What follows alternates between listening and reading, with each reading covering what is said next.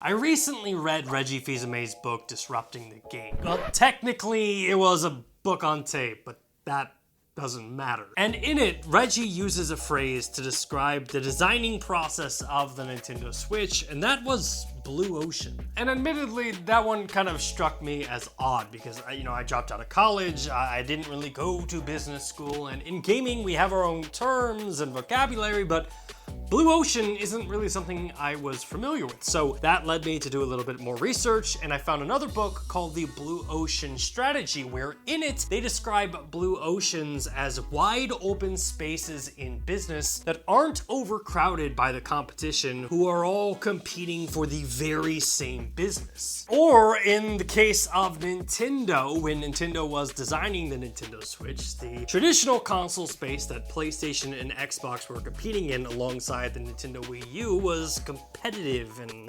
oversaturated. So much so that it was very difficult for a third player to compete in this red ocean, or as suggested by the blue ocean strategy, it's better to leave the crowded red ocean space to find some new open blue ocean waters where Nintendo can be free to sail at their leisure. And to Nintendo's credit, they did just that. The company left traditional console hardware behind them and created a brand new market space with a hybrid console for gamers with the Nintendo Switch. They discovered a market of gamers who wanted both a handheld and traditional console gameplay experience, sacrificing tradition, teraflops, and processing power for convenience and playability. And when you look at the numbers, it's clear. Nintendo's blue ocean strategy definitely paid off. The Nintendo Switch has sold over 120 million units, surpassing the Game Boy, the Nintendo Wii, the Nintendo Entertainment System, the Super Nintendo, and of course the Nintendo GameCube. In fact, Nintendo has sold 100 million more units this generation than they did in the previous console generation with the Wii U. However, as the book continues to explain, with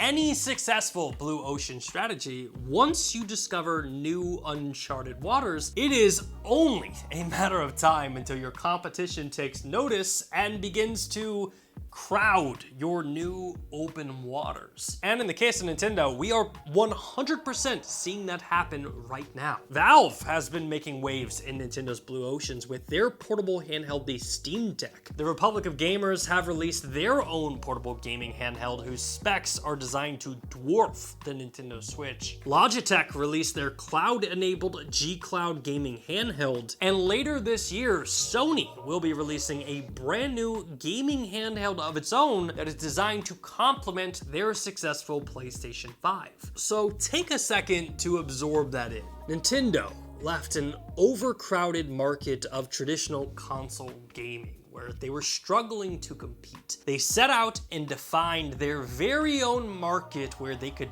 quote-unquote thrive. However, now that Nintendo has discovered a brand new ocean of opportunity filled with great success, it is quickly becoming crowded with competitors, some of whom Nintendo were purposely trying to avoid when they left for bluer waters. And when you begin to think about Nintendo's next moves or their next-gen console, you can't help but wonder, will Nintendo stay the course? Or will they again set out to find bluer oceans to call home?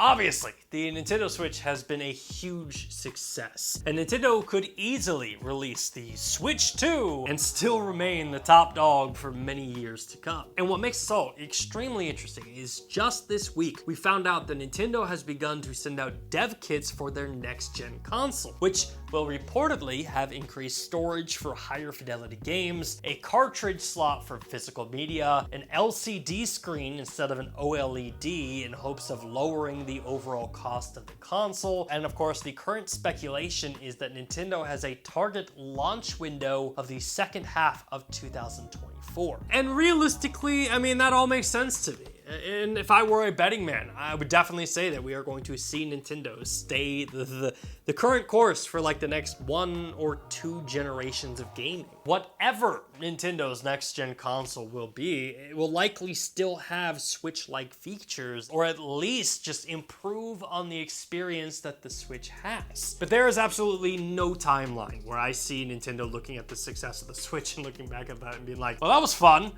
Should we go back to consoles? That being said, Nintendo has always Nintendo'd.